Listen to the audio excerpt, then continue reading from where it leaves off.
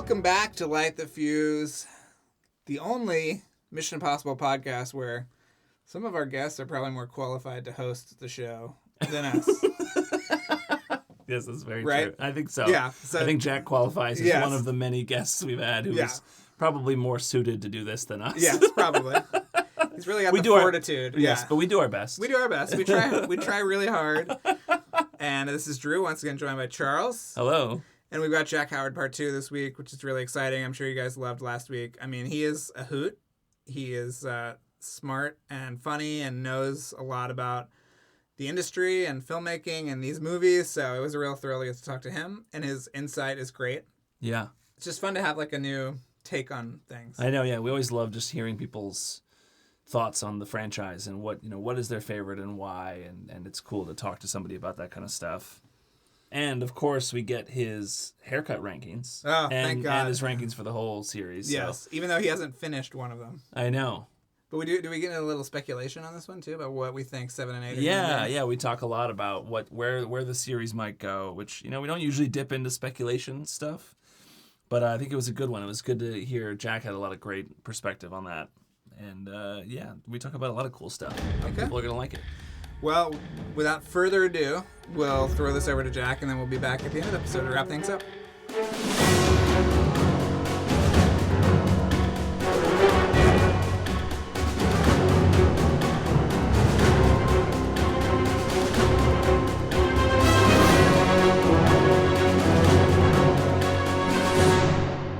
Recording this on the day that Pom was cast. Yeah. Are you excited about that? Yeah. I'm so excited for her to not be a little weird alien. Yeah. In something. No antenna. Not gonna have antenna in this one. She's playing a femme fatale, apparently. Yeah. It's a new baddie. Yeah. We need some new villains. Yeah. It's also nice as well not to be too, the white guy who says this, but it's nice to see some, representation going on in Mission Impossible.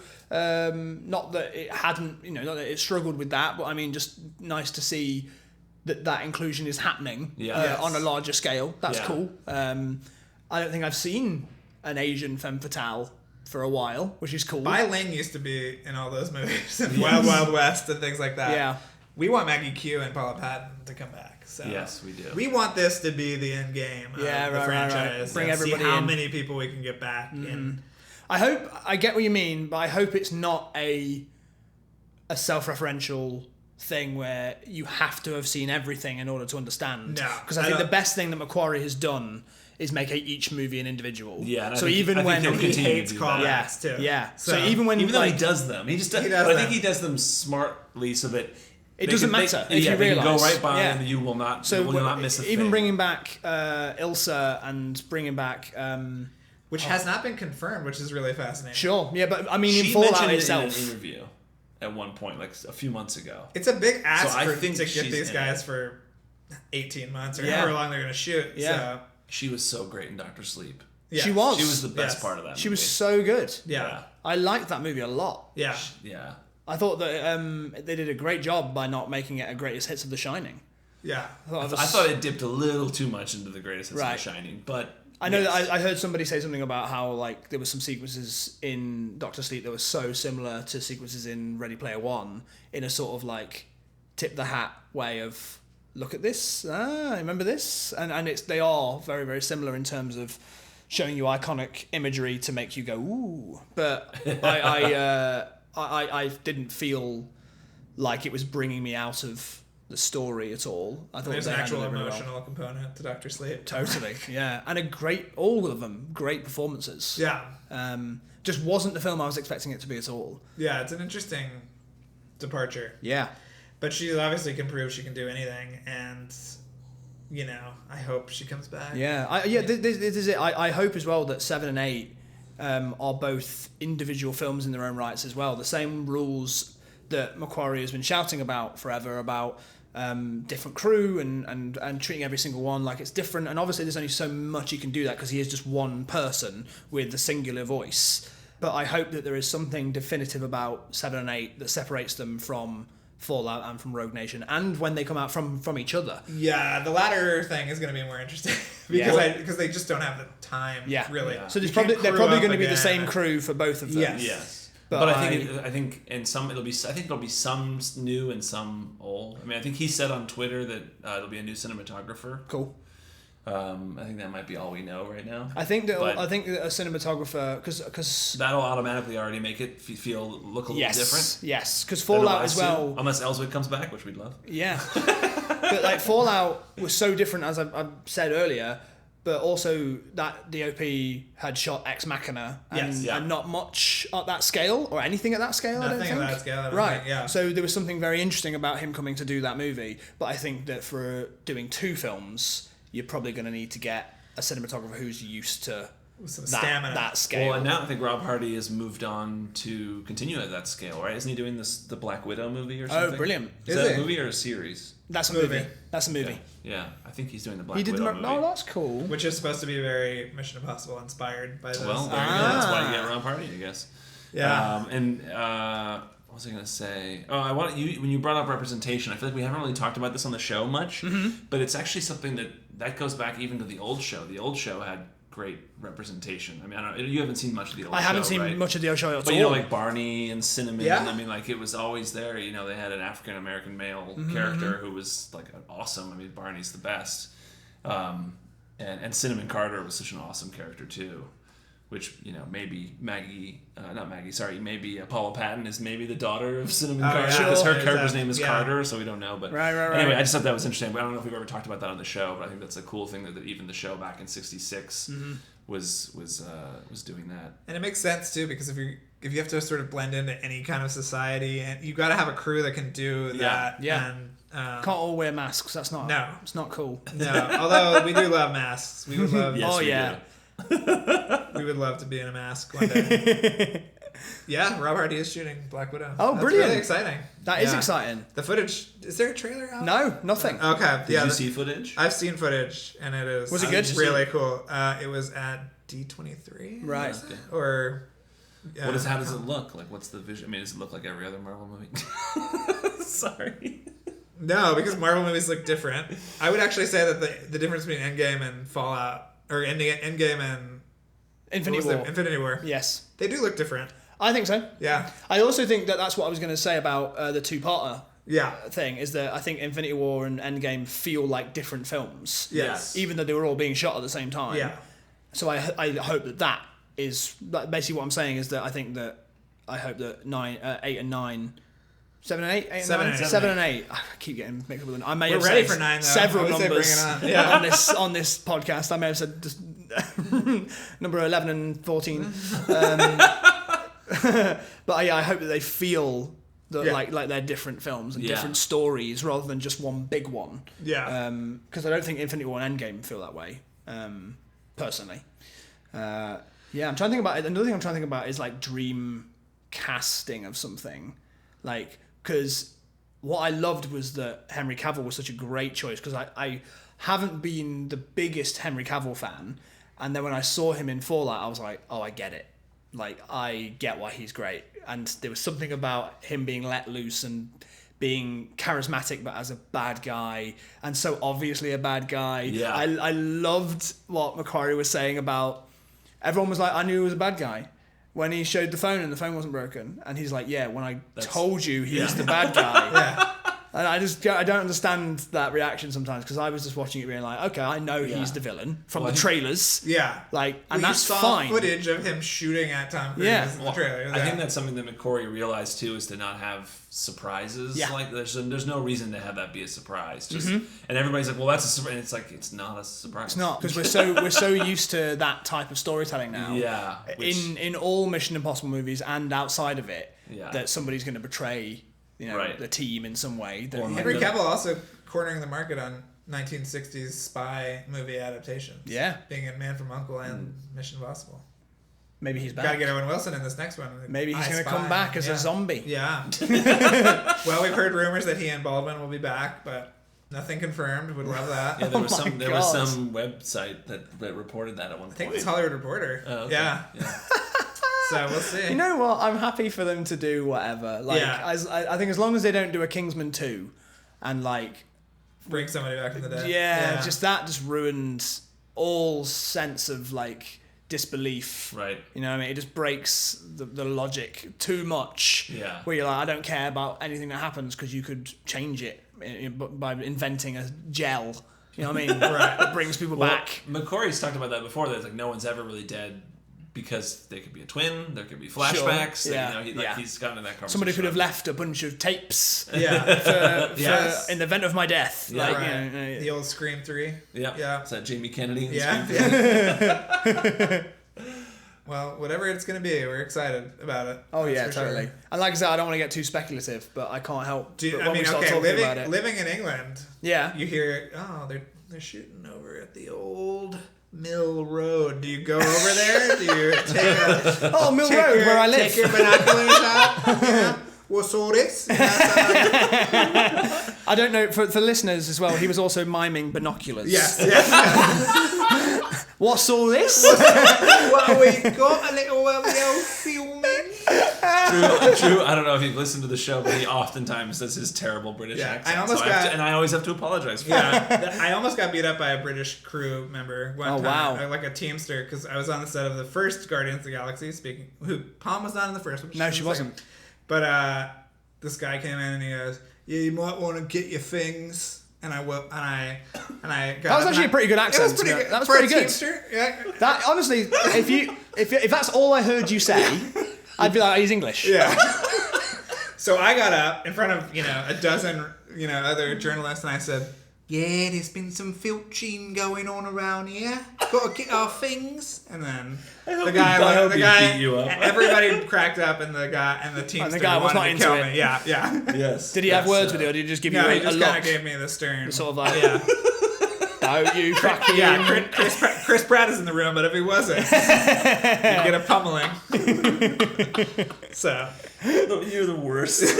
But if I knew where it was shooting or heard or saw things on Twitter, I would be down. Yeah, if I don't really ever hear about where people are shooting stuff. And so I didn't know anything about when Rogue Nation was shooting in Piccadilly and things like that. But I walked past there, where he has the phone call where where he's been shot. I walk past there all the time. And I'm always looking at it being like, how did I not know that they were shooting around here? Like, I'm here so often. Yeah. But yeah, like if I do hear about it, I'll absolutely I'll actually try and get on the set in some way if I know that it's one of those things that I just want to see that magic happen. So you do some acting too. Would you take a role totally. as the guy walking behind Ethan? Yeah. I take that role. Yeah. A guy gets shot. That'd be a dream. Yeah. That'd be a my dream. god, I want to be squibbed. Drew, it's a dream of Drew's to be squibbed. Yeah. So. The role that of the girl who works in the record store who gets killed. Yes. I'd love that role. She's like a pretty good big actress now. She was in something recently. Yeah, I think you're right. Well, you said she was in Last Jedi or something, right? Yes, she's Tally, one of the pilots or something. A-wing pilot. Oh right, yeah, okay. Who gets blown up in the hangar? Yeah. Pretty good. Yeah. maybe She's McCoy always will getting bring her killed back. by the enemy. Yeah, I can't get squibbed in a Mission Impossible movie because there's a no squib policy. Oh, because that girl got her PG-13. head blown off and we didn't see a drop of blood. No, it's true. I think I heard as well about Henry Cavill when he hits the mountain and there's obviously some blood there. Yeah, the smear. They never got any issues with that, which I found very interesting. Maybe I also couldn't see it. I loved all the stuff as well that he talked about, maybe in a podcast or maybe in a commentary. I've listened to so much stuff about Fallout. It's all blending together. But the bathroom fight, which is, I think, the opera sequence of Fallout. Yes. I think the bathroom fight is so Well, exquisite. it was the same in that they were shooting for it throughout the entire production. For the opera sequence, they were throughout the whole production picking up little pieces to make all that geography and everything work. Same thing with the bathroom fight; they kept adding and they'd shoot little pieces. For it I throughout think they said the that the last thing that they got was a close up of the knife almost going into Tom Cruise's neck because they had that moment where he was going to stab him. And the tension just wasn't enough, so they had to grab an extra close up of it happening, like it's just where it's just about to touch. Yeah. But I love the story about McQuarrie being obsessed with what happens to faces when they get shot, because obviously in movies what happens is that you get like a very clean bullet in your forehead or something, but he's like, that's not what happens. It was like your face mangles, and so the moment when he's about to get shot and then Ilsa shoots the guy. If you play it frame by frame, you see his face warp. because Macquarie told the guys, like, it's out of focus. Like, we're focusing on the gun, not on him. So everyone's eye has been taken away from him. So you can do what you want and nobody will call attention to it. So if you play that moment in Fallout where the assassin in the bathroom fight gets killed by Ilsa, watch his face, because it warps, like, in a weird way. Yeah. And in motion, it looks fine, obviously, and you're not supposed to be paying attention to it. Right. But you watch it frame by frame, and it's one of the most bizarre decisions that apparently, like, is more realistic to what would actually happen if you got shot in the face. Yeah, there was a lot of discussion about how much blood to have on the ground. Yeah. Too. Yeah. And there's quite a bit. It's quite a lot, and it's all CG. Yeah. That is so good. Yeah. I'm so impressed with that. The little footprints help too. Yeah. Like when they're stepping in it. Mm-hmm. Stuff like that. I'm just fanboying about it now, but like just the nose bleeding joke when the guys walk in and he's like, "You want some too?" Yeah. Like, I was like, it's such a bizarre joke. There's so much blood. So much blood. It could happen. It could have some kind of disorder. Yeah. Yeah, I just thought that was great. It's gonna be a high bar to clear. Yeah, and I'm excited for whatever it is as well, because I think the fan choice, as far as my experience, is that the bathroom fight is the best thing in Fallout. With the helicopter is the most impressive thing, that you learn to fly a helicopter is incredible. But in terms of like an entertaining piece, I think that the bathroom fight is the best contained sequence in the whole film. And yet I think that everyone's shooting for him being on the side of a plane, or him jumping out of a plane, or being on the side of the Burj Khalifa. Like, I'm excited for whatever the exciting sequence is going to be in the next ones, no matter what they are. And it doesn't need to be death-defying, as long as it's like top quality stuff, which is what I've come to expect. Like, even I think the motorbike chase in Rogue Nation is the best motorbike chase I've ever seen. Oh, it's so good. You can just feel the speed. Yeah. It's so good. Yeah. Well, and the motorcycle chase in Fallout, and the BMW chase in Fallout. I mean, just there's so many great sequences. Totally, yeah. You're right. They are good. I think And that the foot chase. The foot chase in London. Yeah. I think that the motorcycle chase in Rogue Nation is just a bit better, just because I think that the way that they shot it, where you can, and the way that the sound design is, where it's so specifically a straight road, and you can just hear like constantly. It's just, it feels like, do you remember in GTA when you'd get a motorbike and you'd just go as fast as you possibly could until you hit something? Right. Yeah. That's what that sequence feels like to me. Well, and the shot is just burned into my brain, is the one where one of the bad guys on the motorcycle next to Ethan Hunt pulls out the gun and puts it right into lens, and it's like a wider lens, and it's just like, that shot is just burned into my brain. And then he gets hit by something, doesn't he? It's so amazing. Yeah. Some good CGI cars there too. Absolutely, yeah. Like, and the same in Fallout, right? Around the... I think a lot of those were real, but there were some, but it was like, I think I heard there's a podcast in England, the Empire podcast. Of course. Where Chris Hewitt, going up against in terms of Macquarie. With Chris Hewitt, he interviewed Macquarie and said, "Are there some CGI? How many of those cars are CGI?" And he was like, enough of them. He was like, "I'm not going to ruin the magic too much." Yeah. But I think a lot of them were real too. And just even, I think another thing that inspires me as a filmmaker as well is that the time constraints that, I mean, we've talked about like making the movie is like making a Mission Impossible, doing a Mission Impossible mission. But the time constraints that they get stuff done within, and they rise to the challenge and get some incredible stuff. It's amazing to hear those things that they have to deal with too. Yeah. Because I just doing a movie, I just did a feature in 16 days. Yeah. And that's insane, and the time pressures are insane. But then you also hear about them. It's not like they have all the time in the world. You do what you want. You have Mission Impossible. They have an hour to go do, or it was 90 minutes or whatever, to shoot like the sequence on the motorcycle. At Arc de Triomphe. The Arc de Triomphe.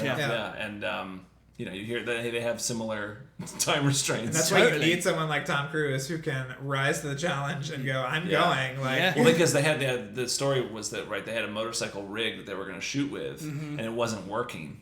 And and he's like, "My brother, we gotta shoot." Yeah. I love that story. They just gotta go start shooting it. Yeah.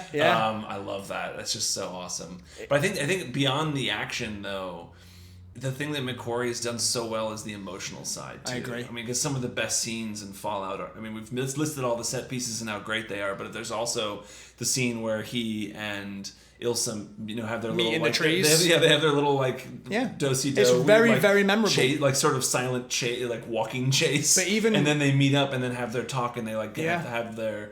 their differing viewpoints at that point in the movie, and it's so... you're Just her saying, "You should have come with me." Yes.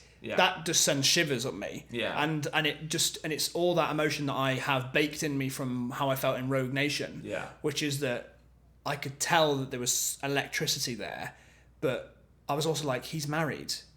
I was like, they haven't brought this up in a while, but like, I know that he has a wife or an ex, or I don't think they mentioned it in Rogue Nation at all. No. But I went into that being like, I know he's married, so I don't want them to cross that line.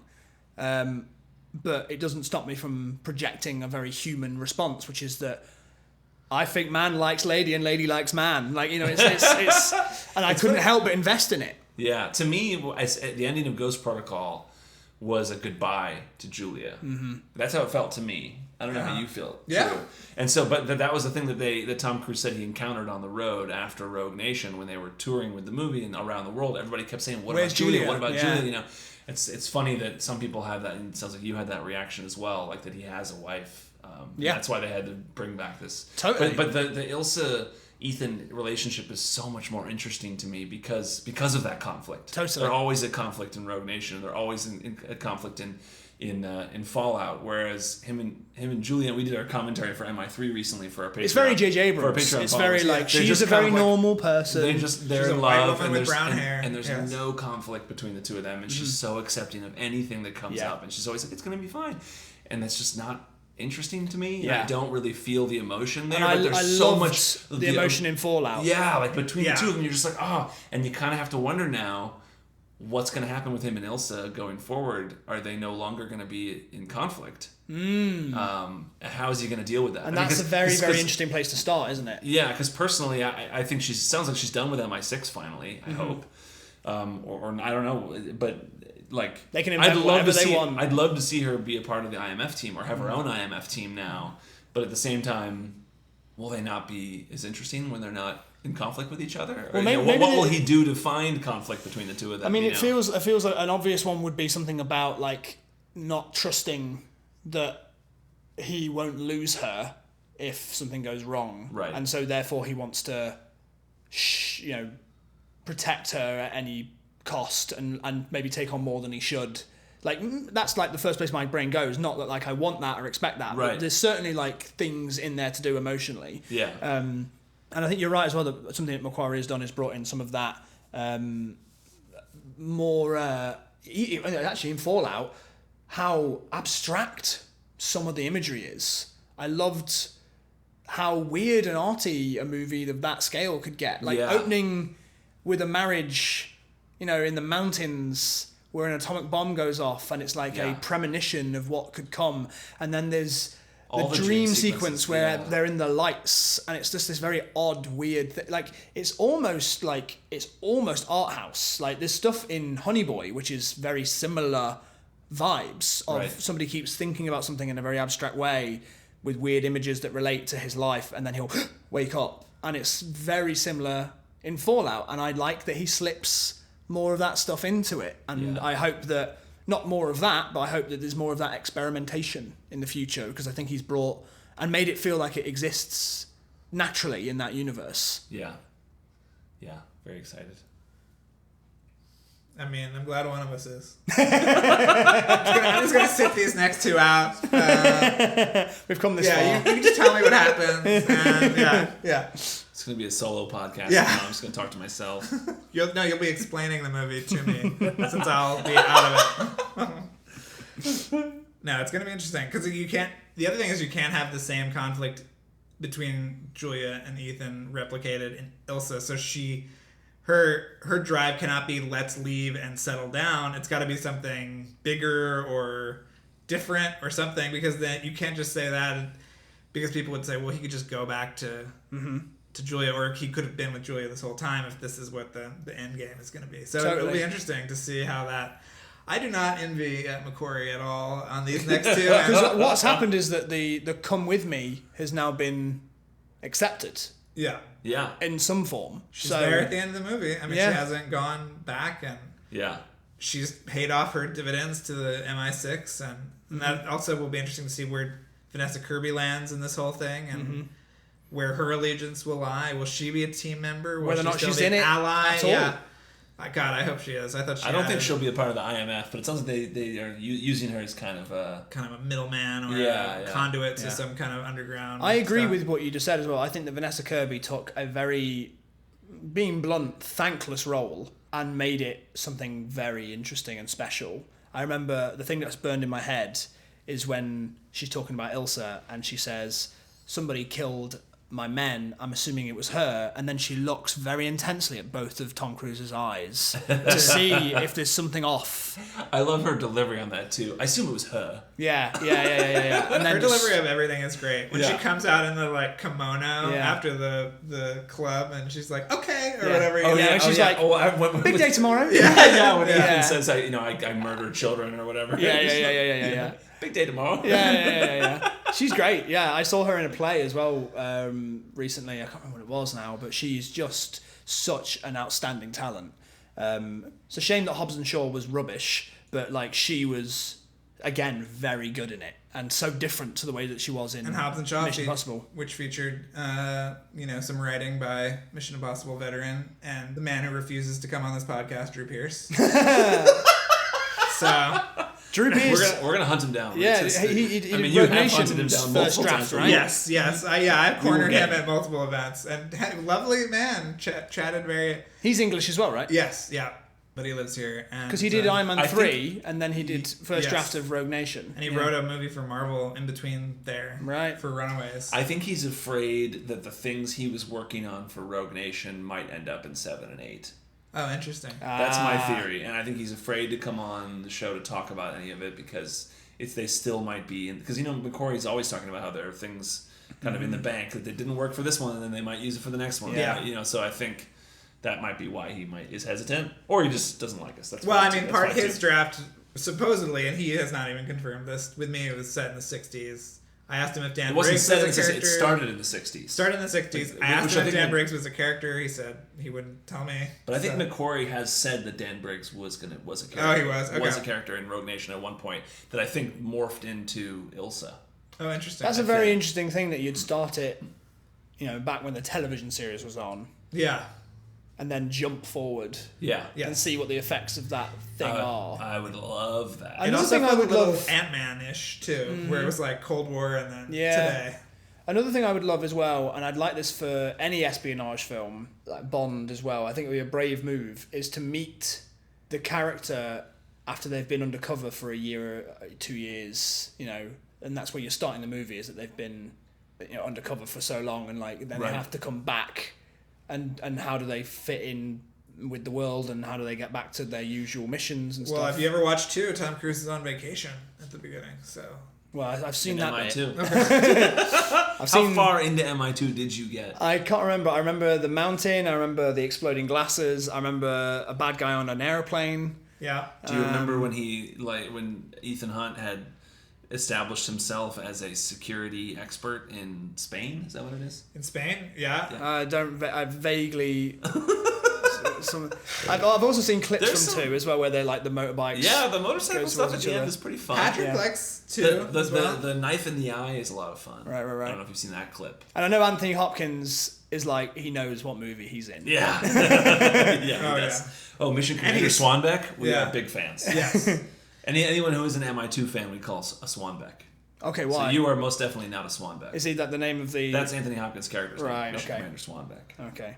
Yeah, I mean, it's an amazing role. We hope he comes back. We hope, Well, now that there's the CBS All Access announcement about how they are planning to potentially do some kind of more Mission Impossible stuff, we want the TV show to be about the middle management. So are they- all are the they- middle management bosses. yeah, that like Ethan has it's a dealt with. workplace comedy. So Mission Commander Swanbeck, Kittredge. That would be great. I think it And would we be can make it a good. prequel so Hunley can come back, so Baldwin can be there.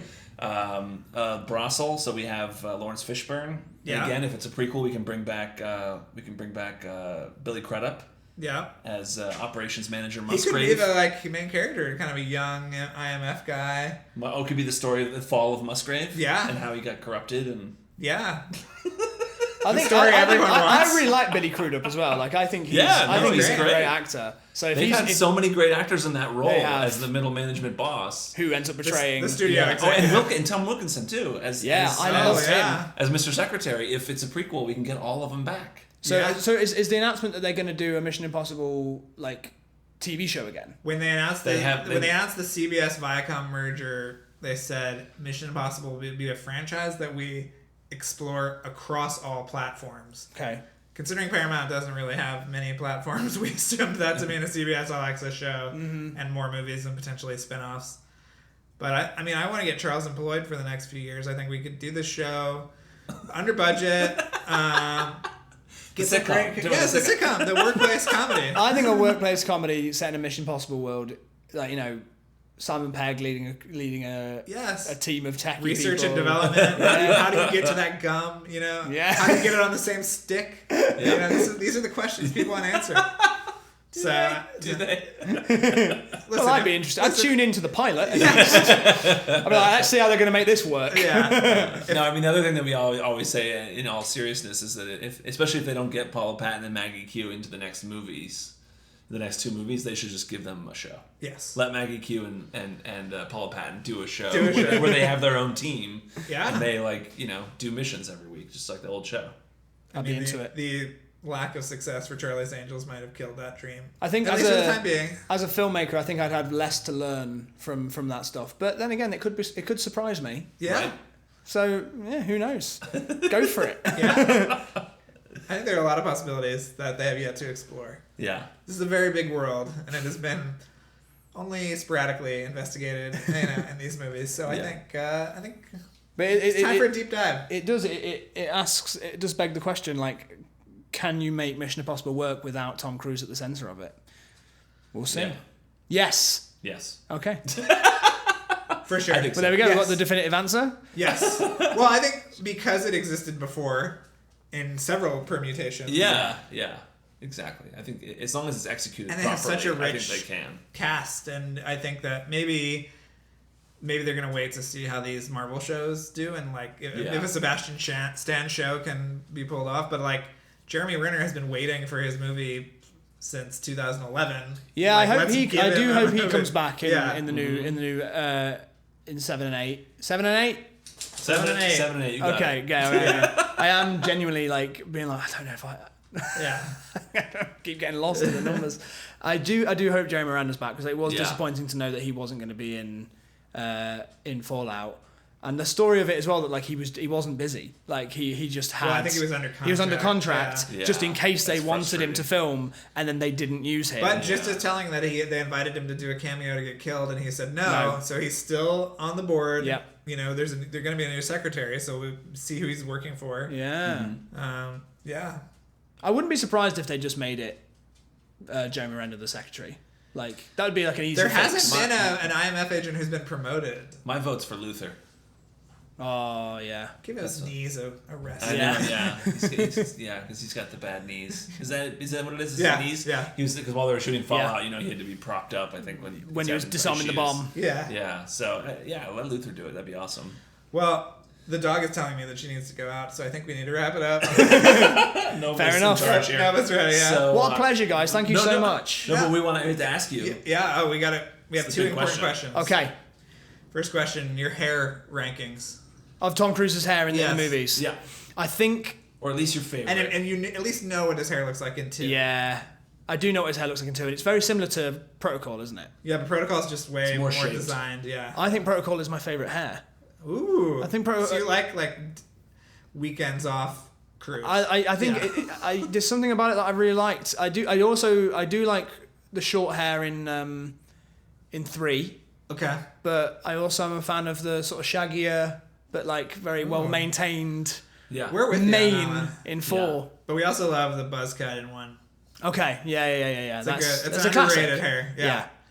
Yeah. I know we found that there aren't a lot of supporters for the hair in 1. I know, We're, it we're actually in shocks the us every day. minority. I think it's because it's it's the default. Maybe it's not worth sort of mentioning. It's like everybody knows it's a good haircut. Yeah, we feel like it's him coming out of military. Yeah. He's still got that mentality. Yeah. But obviously the biggest question is you got to rank the movies. Rank the movies. And you can throw 2. I feel like you have enough of an understanding of what 2 is that you can throw that in as well. Yeah. I mean, the floor is yours. Obviously, 2 is your worst. Yes, it is. Yeah. Should I start from bottom up? Yeah, start from worst to best. Okay, so 2. Oh, I might be controversial. Ooh. I think I think I know what's coming. I'm not gonna like it. I know. Whatever. I can feel either one, and I'm not feeling. I think personally it goes 2, 1, I knew it. 3, 4, 6, 5. Oh, 6, 5. Okay. Yeah, that's what I think. That's my That's my not gut too- instinct. That's not too controversial. No, because I think that the first Mission Impossible has aged quite a lot, and I think that some of the best moments in it still work. But I think as a film, as a whole, it feels very 1996. 6? 6. Yeah, it feels very of that time. But I think that you're right. I think the sequence where they're breaking into the vault and he can't touch the all that stuff with the rat, and I can sometimes just put that sequence on and just be like, We're gonna get some answers about that rat pretty soon too. oh nice. Yeah, we're hoping we can find because there's a weird logic. Well, not a lot. It's just sort of like the rat. It's a logic. The rat makes Jean Reno sneeze, and then the next time you see the rat is dead. Yes. So he killed the rat off camera. We Yeah. assume? Well, the other thing is that how fucking much work did it take to get in that air vent and Yeah. a rat, which is about this big, Yeah. can just crawl in? But that's the other thing. That's that thing that who was talking to us about that. I think it was maybe Stu Mashwitz was like with Brian De Palma, the logic doesn't But that's matter. what that's the It's same as feeling. what we've been talking about. Yeah. That like Yeah. it's just Like, that would be the he- worst thing that could have happened. Yeah. Like His hand coming over and catching the sweat drop Doesn't make a lick of sense. Doesn't make a lick of sense. Yeah. But it's incredible, and you're Yeah. still just like. I think it's you're like the complete wrong angle. Yeah. Like, Yeah. but it doesn't matter. Doesn't matter. It's just about a feeling, and I think that works. I then what did I? So I said 2, 1, 3, 4. So I said to you before we started rolling that I think that 4 is incredible until after Dubai, and I think it falls apart after Dubai. Yeah. But I won't go into too much detail about that. But I think it's so good up until then that it deserves to be third in the ranking. Okay. Yeah. Well, We're just happy it's above 3. Is 3 your least favorite? No, but No. I think we both sort of can't quite wrap our heads around the acclaim that 3 gets. I think Because it's it is mostly Philip Seymour Hoffman being so good. yeah, but he doesn't but he's even not do even that He's much. not even in it that much. I think that's the thing about it is that he's so good in the moments that he's in, and Yes. he's sort of like he threads through the whole movie like Jaws in Jaws, like the Right. shark in Jaws. He sort of he cuts through it in a really impressive way. Yeah. And I also think that upon rewatching 3, I used to like it a lot more than I do now. Because it's got J.J. Abrams syndrome, where everything just moves at a pace and like Yes. doesn't stop ever, and it's Yeah. like let me have a breath. Well, except for that marriage scene, the wedding. Really?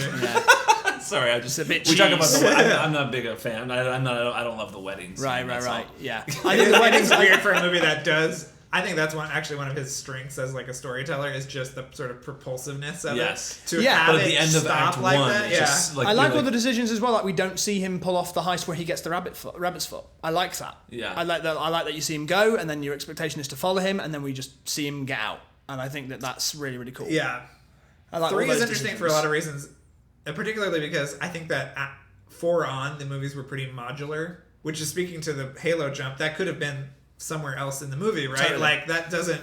But that's my thinking about like comparing the Halo jump to him being on the side of the plane at the beginning of Rogue Nation, I which think was that, the second act break of Yep. the movie, right? But So those are placing it at the beginning was Yeah. a perfect decision. right. Yeah. I think the sequences and their relevance to the story in Rogue Nation is stronger than in Fallout. Right. And that's only a personal opinion, but I think that the Halo jump could have been the opening sequence Yes, and would correct. have been, and for me would have been just as effective. Yes.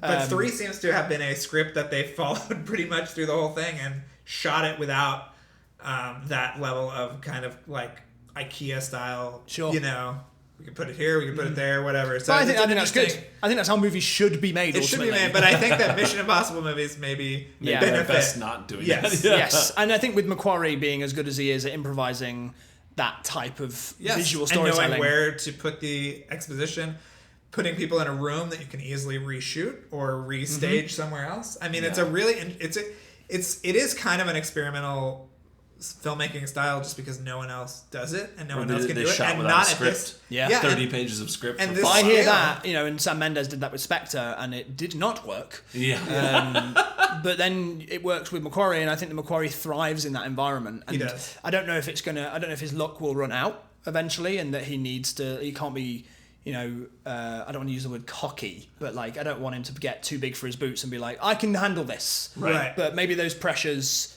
help him make think those they do. decisions. It's a real pressure cooker, and only someone like him and Cruise can pull it off. So Let's see if it continues. I just want to clear the air on MI3 a little bit because I feel Okay. bad that I feel like I was shitting on it too much. Sure, 'cause sure. that movie has some high highs that we really What do you love. wanna say, I mean, Charles? the Vatican. I always talk about how much I love So the good. Vatican. Yeah. And the lip, it's birthed the lip reading Yep. that we love so much that was brought back, that we want to see brought back again. Ethan's lip reading skills. Yep. and his drawing skills. Like Wasn't he's that his first- he's Hal in the drawing 2001. skills are kind of first introduced in 3 when he's drawing on the window. yeah. Facebook Oh, with style. the yeah. Yep. Like, yeah. All right, Jack. Why don't you plug your many accomplishments? Oh, thank you so much. If you want to hear me talk about movies more, I have a podcast with Mark Kermode, as we mentioned, called Which we will be Kermode on on Film. sometime in the In the 2020. future, Yeah, you are more than welcome. I can't speak for both of us. He might not want you on it. Willing to Spandau Ballet. Not if you keep doing that. And I'm a part of a comedy duo called Jack and Dean. And if you search that on YouTube, you'll find many of our silly sketches that I hope you enjoy. And I hope your trip to LA is fruitful. Yeah, it's good. The sun's shining. I'm inside a room where all the blinds are drawn, so Right. it's going well. We It's thrive the in the dream. darkness. Yeah. Yeah. Well, thank you so much for accepting this mission. It's been a big thrill, and I'm glad we finally got to do this after a year or something. Yeah. But yeah, come back next time you're in town. We'll have something else to talk about, I'm sure. Totally, yeah. Thanks, Cool. guys.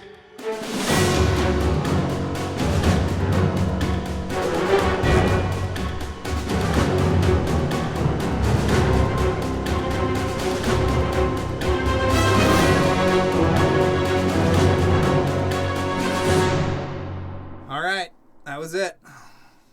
Jack's gone back to England, and we're sitting here in a closet. So That's how it goes. that's how it goes. Our guests, they just come, we're like two ships passing I the know, night. I know. They're gone from our lives now. It's disappointing, but I'm sure he'll be back, and Yes. we'll keep in touch with him, obviously. Yeah, we'll want to hear what he thinks of the upcoming Mission movies, Yeah. and we'll keep in track. Yeah, follow him on Twitter. Yes, he's great on Twitter. He's got a lot of great stuff in there. And watch some of his movies and all of the content he puts out there. He's got a podcast too. I mean, he's a workhorse. He's a factory of content. He is, and so are you, because we're 1 week out from your new film True. debuting on Hulu. Yes, it is out now. If you have Hulu, then great. If you don't, then Somebody has it. I hope you can get it, or borrow someone's password. And unfortunately, I think outside of the United States, it's not. There is no Hulu. Okay. So I think Sony handles the worldwide distribution, and I haven't found out which countries are getting the movie yet. Someone said they would get back to me on that, and they haven't done that yet. Crackle or something? I'm not sure. I don't know where. I think it'll play on TV. Is my Okay. guess. I don't know where though, so I will find out what countries, and I will spread that information once I get it. That is an awful lot of information. But the point is, it's out in America, and you should watch it, and it's a great Christmas movie. Yes, and I don't It's know. very dark. We're recording this before it actually comes out, so who knows what the reviews will say. It could be terrible. Listen, I don't it could know be how that many- everybody hates it, so we'll see. Do people review each of these episodes? Each episode gets at least like 6 or so reviews on Rotten Tomatoes, at least. I'm There's not sure a beyond that. Vulture list that keeps getting updated. Every time too. So we'll see what they say. Yeah, I tried to reach out to some critics who had reviewed Night Owls to try to get them, because it's hard to get. I think because they do this every month. There's a new movie every month. They kind of go by the wayside, and a lot of them don't get that much attention. So I've been trying to reach out to critics who are nice enough to write reviews of Night Owls to see if they would cover this. So I don't know. We'll see in the next week or so. You out there will have already seen Whoa. if there are reviews out there, and if they are terrible, then maybe you don't want to spend the time watching it. They're not going to be terrible, especially considering how uneven this series is, I will say. Okay. There's high highs. There's your what was it, Culture Shock? Culture Shock. That was the July 4th. Yes, and then there's some low lows. So I think yours is one of the best. Oh, thank you. Yeah. So I can't wait to see the finished version. I will have seen it by the time this show comes out. Yes. But, so we'll see. But while you're watching and you got your computer open, you know, I know you're multitasking. It's fine. We get it. But why don't you click on over to TeePublic and maybe buy a T-shirt? Yeah. Or head on over to the website and sign up for that Patreon. Yes. You know what I mean? Patreon.com/LightTheFuse. Mm-hmm. You can sign up for $1 a month, and you'll get a thank you on the website. Or you can sign up for, I think it's $5.95 a month, and then you can get all our bonus content, which is all 6 commentaries for all the 6 movies, bonus minutes of interviews that we've had, more bonus episodes on the way. I mean, it's a lot of, it's a lot. If you sign up for that, it's like a whole nother podcast. Yeah, by the time this one comes out, we probably will have our top 10 lists in. Yes, so yeah. So get ready for that. Pretty exciting. Yeah, we got a lot to watch before we do that. But yeah, every dollar counts. And even if you want to go and buy a pin or something on our TeePublic page, even that helps us. It does. Every dollar counts, and every dollar helps us get this podcast out there, because it takes a lot. It does. And if you But we can't love spend money on it, you can help us out in other ways by liking, subscribing, rating, and reviewing the podcast wherever you're listening to it, and also just telling people about it. Just stop your boss and say, bro, or madame, do you love Mission Impossible? I've got the podcast for you, and just tell them about it. Yeah, if you know somebody who loves Mission Impossible, tell them about this show. Or just, as we've said before, run down the street like a crazy person, screaming to the heavens about Light the Fuse and how it's the greatest podcast you've ever And if you heard. see Charles in the wild, for the love of God, stop him and say something, because he is heartbroken. I am lonely. He's never gotten a shout out in person, and he wants it. Oh, I'm just badly. so jealous that you get it. I know, it's happened a few times. And maybe I'm just more anonymous looking. I don't know. Do you do anything? Do you Do go I do out? anything? Yeah. I go out and pick up food Diapers? sometimes. And I went to a movie last night.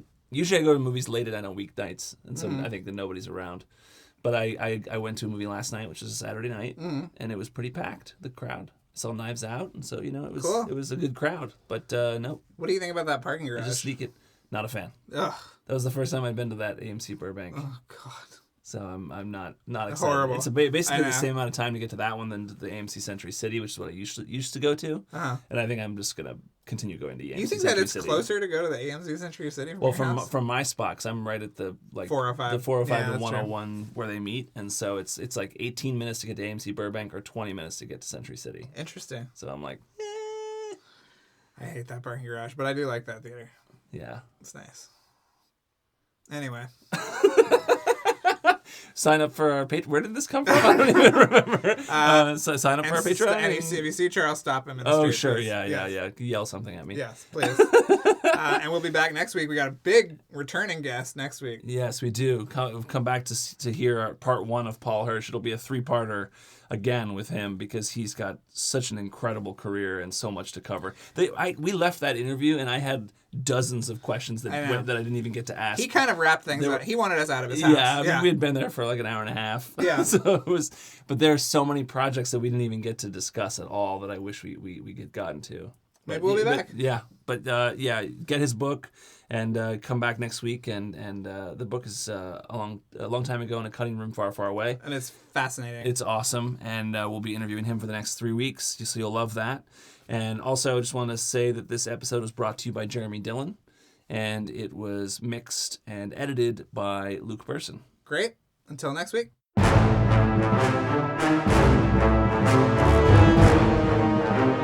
Thanks again for listening, everyone. And before we go, another mission, should you choose to accept it. Please rate, review, and subscribe to the podcast on iTunes. And remember that you can follow us on Twitter and Instagram at LightTheFusePod, and email us questions or comments at LightTheFusePodcasts@gmail.com. If you'd like to watch the original Mission Impossible television show, all 7 seasons are currently available to stream on Amazon Prime. This message will self-destruct in 5 seconds.